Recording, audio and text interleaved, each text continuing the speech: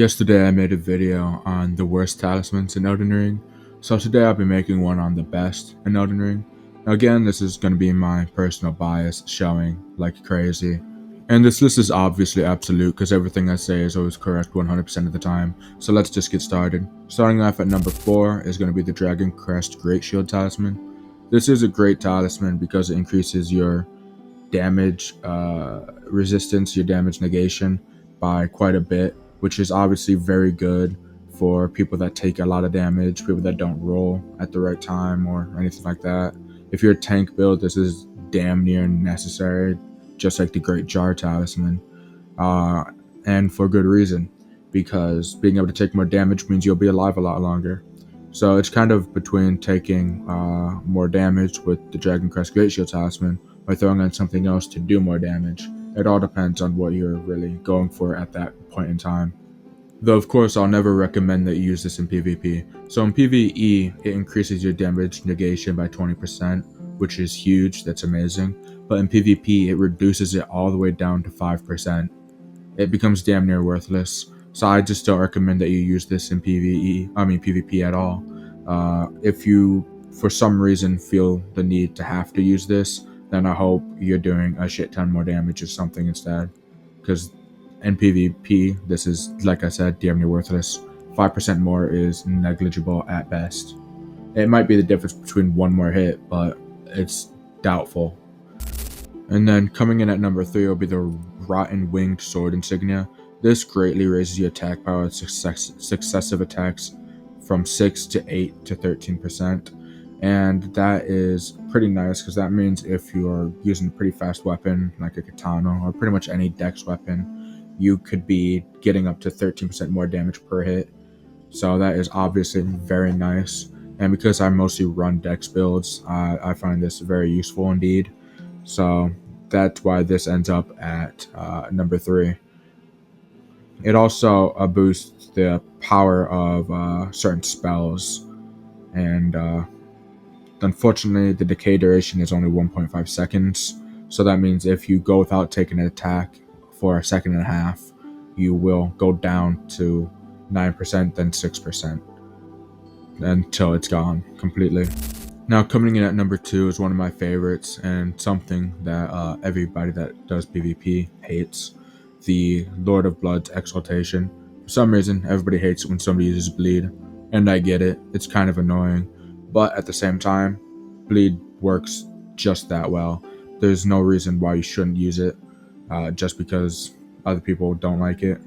So, I mostly do PvE, not PvP, but this raises attack power by 20% in PvE, and in PvP, it raises it by only 12% for 20 seconds when blood loss occurs in the vicinity.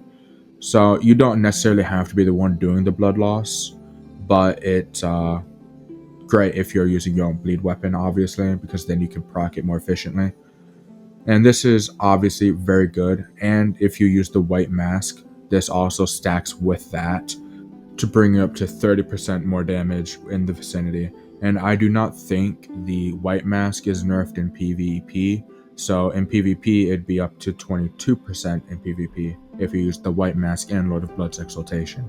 So both are good for obvious reasons. And now before we move on to number 1, I actually have an honorable mention. The Sacred Scorpion Charm and the Magic Scorpion Charm. Both of these increase their respective damages by 12%, but increases your physical damage taken by 10%. This is an invaluable talisman for any caster build. If you're doing incantations, you want to throw on that Sacred Scorpion Charm if it does holy damage. And if you're just doing a magic build in general, you want to throw on that Magic Scorpion Charm because 12% damage increase is absolutely fantastic. You might be taking 10% more damage, but trust me, it doesn't matter. Not that much. If you're going to be shredding everything, having that 10% damage taken won't matter. So, with that being said, in PvP, it's reduced down to 8% holy damage done, or increased for magic and holy damage. And the increase in physical damage is up to 15%. So, if you're doing PvP, I highly recommend you do not use this, because in PvP, the negatives outweigh the benefits clearly. Instead, I recommend you either use the Graven Mass Talisman or the Canvas Flux Talisman, depending on what build you use, obviously, because that increases it by 8% with no drawbacks. So that is absolutely much better for obvious reasons, and they aren't reduced by PvP at all. So it's 8% in PvE and PvP. So obviously, go for the Graven Mass or Canvas Flux Talisman if you're in PvE. If you're in PvP. Now, moving on to number one. Number one is probably quite obvious to some people, and that is the Shard of Alexander. So if you do a lot of skills, and I'm kind of looking at Moonveil and Bloody Rivers users here, this is an invaluable talisman because the Shard of Alexander increases their damage by 15%.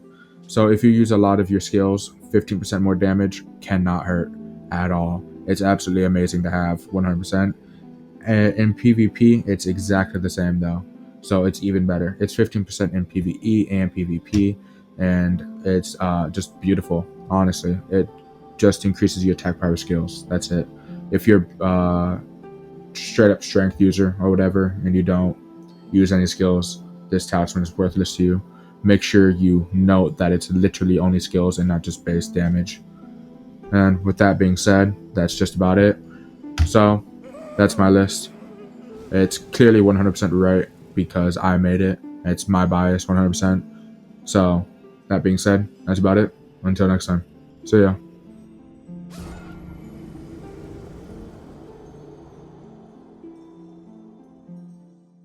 Subscribe to Sleepy Soul.